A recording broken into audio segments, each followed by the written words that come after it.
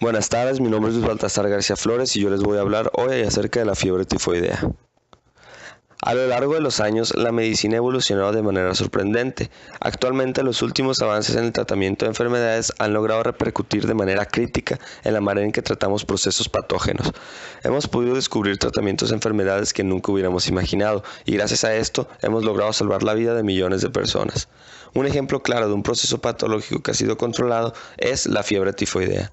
Sin embargo, aunque los tratamientos antimicrobianos han disminuido casi de manera absoluta la mortalidad de la enfermedad, existen actualmente personas en distintas partes del mundo que fallecen por la misma y de una manera frecuente. ¿Qué es lo que hace que suceda esto?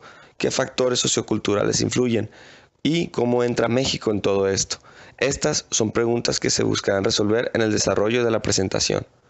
Otro objetivo que se busca es presentar información básica acerca de la fiebre tifoidea, incluyendo su manifestación clínica, su incidencia, su tratamiento y su diagnóstico, buscando así desarrollar medidas preventivas eficaces para evitarla. Si bien el contenido de esta presentación está enfocado a hablar sobre la fiebre tifoidea y sus implicaciones, es de igual manera importante hablar sobre su componente bacteriólogo, que son las salmonelas. De esta manera se va a poner en evidencia el vínculo que existe entre la fisiología de la bacteria con los principales focos infecciosos en donde se presenta.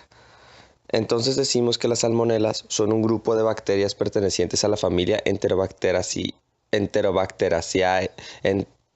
Enterobacteriaceae, Simón, así es, que, al ser comensales eficaces y patógenos, se caracterizan por un agresivo ataque al tracto gastrointestinal del huésped. Como dice Romero, son bacilos gram-negativos, no encapsulados, flagelados, perítricos, con fimbras y pilis. Algunos forman una delgada microcápsula y no producen esporas. Pueden ser aerobios o anaerobios facultativos, fermentan glucosa, maltosa y manitol, pero no fermentan lactosa ni sacarosa. También decimos que entre las características principales es que van a estar presentes en diferentes especies de mamíferos, incluyendo obviamente a los humanos. También decimos que son letales sin tratamiento en la primera semana, son resistentes a muy bajas temperaturas, incluso son capaces de sobrevivir inviernos en terrenos congelados y son altamente viables depósitos de agua, en donde pueden sobrevivir por varias semanas. Existen también diferentes clasificaciones y especies de salmonelas que ejercen un proceso patológico en el ser humano y cuyas manifestaciones clínicas van a variar desde una gastroenteritis a infecciones asomáticas agudas. Sin embargo, la salmonela typhi, responsable de producir la fiebre tifoidea, es considerada en el ambiente de la salud como la más relevante de las salmonelas, debido a sus altos niveles de incidencia y mortalidad en comparación a sus contrapartes. Resulta también necesario mencionar a la fiebre paratifoidea, la cual está ocasionada por la salmonela paratyphi A, paratyphi B o paratyphi C. De esta manera nace el término fiebre entérica, el cual es usualmente utilizado no solo para descubrir a la fiebre tifoidea, sino también a cuadros clínicos similares de menor agresividad producidos por las paratifis.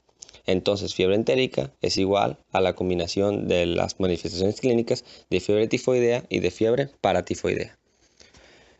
Una vez explicadas las características fisiológicas básicas que presentan las salmonelas, podemos entender la relación que existe entre la bacteria y la epidemiología de la fiebre tifoidea. Como ya se mencionó, la salmonela typhi y la salmonela paratyphi solo utilizan como huésped al ser humano y por lo tanto las fiebres tifoideas y paratifoideas solo pueden presentarse cuando existe alguna proximidad con un individuo que la padezca o que sea portador crónico de la enfermedad. En la mayoría de los casos, esto se traduce a la adquisición del patógeno a través del consumo de alimentos o agua que se encuentran contaminados con restos de heces fecales humanos. Según menciona Mandel, existe también la posibilidad de transmisión intrapersonal a través del contacto anal-oral, aunque este sea poco común. Por otra parte, el periodo de incubación de la enfermedad oscila entre los 7 y 14 días, con un rango desde 3 a 60, contrastando con los periodos de incubación común de otras salmonelas, que van a variar entre 1 y 3 días. Hablando un poco de estadísticas, en 2013, un estudio arrojó que el número de casos de fiebre entérica por cada 100.000 habitantes en México era de 33.5 personas, lo que equivale a 40.000 casos totales en todo el país anuales. Resulta también interesante analizar la incidencia de la fiebre entérica en México a través de los años. En 1990 la tasa era de 17.6 por cada 100.000 habitantes y en 1980 bajó a 4.6 por cada 100.000 habitantes, siendo en 1980 el año de menor incidencia de fiebre entérica en toda la historia de México. A su vez vamos a denotar un incremento en la incidencia en 1994 y 1998, donde la máxima tasa de casos por cada 100.000 habitantes alcanzó los 223.53 personas por cada 100.000 habitantes, lo que equivale a 215.155 casos totales en 1998. Vemos que para 2006 esta tasa disminuyó, siendo 13.38 casos por cada 100.000 habitantes. Sin embargo, hasta 2013 esta tasa empezó a aumentar, lo cual entonces concluimos que actualmente la incidencia de fiebre entérica se encuentra en aumento. Esto se puede evidenciar de manera más fácil si analizamos esta gráfica, en donde la mayor incidencia, como se ve, se realizó en 1998 y que de 2006 a 2013 la incidencia de fiebre entérica actualmente se encuentra en aumento. De igual manera, el Consejo de Salubridad mexicano menciona que el complicado diagnóstico de la fiebre tifoidea tiene como resultado una muy probable subestimación de los números de incidencia en México. Sin embargo, es Tabasco quien ocupa un lugar muy elevado en la incidencia, con 15.64 casos por cada 10.000 habitantes, seguido de Chiapas con 12.04 y Coahuila con 11.22.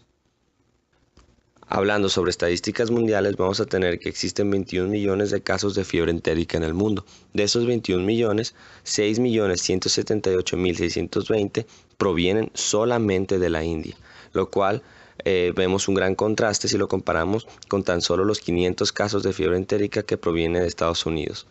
Más adelante se hablará sobre las condiciones socioculturales que hacen que exista esta gran diferencia entre números de casos en fiebre entérica.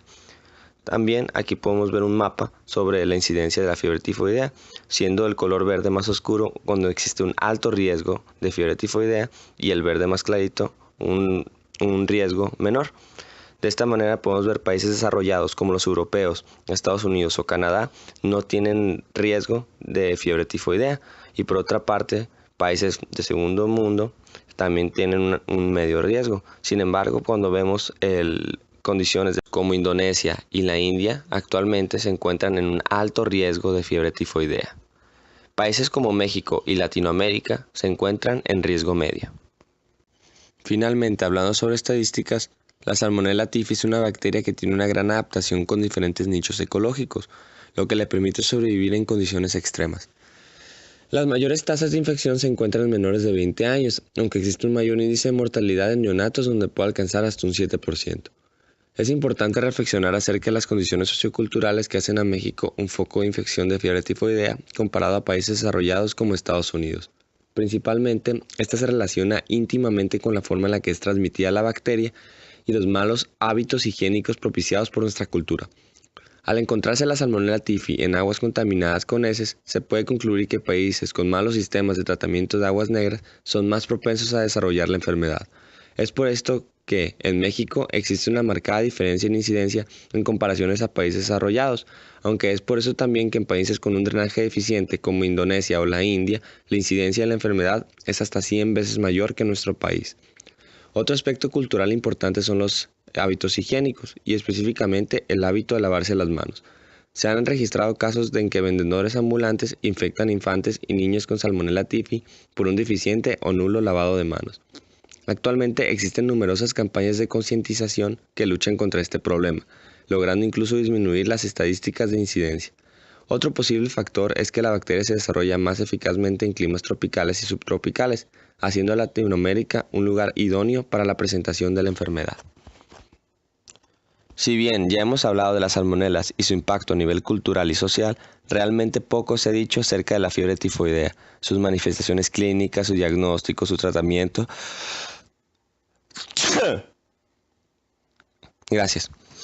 Su tratamiento o medidas de prevención viables para evitarla, por lo que el resto del desarrollo de este ensayo se enfocará en el aspecto clínico y preventivo de la enfermedad. La fiebre tifoidea es una enfermedad sistémica de alto índice de riesgo que se caracteriza por fiebre y síntomas abdominales agudos. En la era preantibiótica, los índices de mortalidad alcanzaban un 10% o 15%. Con el uso de tratamiento, sin embargo, las incidencias han disminuido hasta encontrarse debajo del 1% en países desarrollados. Tasas mayores de mortalidad apuntan a una institución tardía del tratamiento, habiendo pasado una semana o más desde que se presentó la sintomatología. Aunque se piensa en la fiebre tifoidea como una enfermedad aguda caracterizada por fiebre e hipersensibilidad abdominal, Estos dos síntomas son en realidad inespecíficos, ya que solo el 30% de los pacientes los presentan, demostrando así la gran gama de síntomas posibles del proceso patológico y la inespecificidad que van a tener sus signos y síntomas. En primera instancia, la ingesta de la bacteria puede provocar una enterocolitis acompañada con diarrea, que en la mayoría de los casos no se presenta durante la aparición de la fiebre. Después de multiplicarse en el epitelio de la submucosa y entrar a la circulación sanguínea, la Salmonella typhi puede ocasionar durante 2 o 3 semanas sintomatología más característica de la enfermedad, aunque recordemos, esta es inespecífica, y que se traduce a tos seca, fiebres con temperaturas elevadas, cefalea intensa y esplenomegalia. La fiebre tiende a ser cíclica, lo que significa constantes cambios de temperaturas, siendo la más alta acompañada de convulsiones y escalofríos. A menudo hay síntomas inespecíficos, tales como escalofríos, diaforesis, cefalea, anorexia, tos, debilidad, odinofagia, mareos y mialgias, y pueden constituir los síntomas iniciales antes del comienzo de la fiebre. Es posible que se observen manifestaciones neuropsiquiátricas, entre ellas psicosis y confusión en el 5 a 10% de los pacientes con fiebre tifoidea. Esto lo menciona Mandel.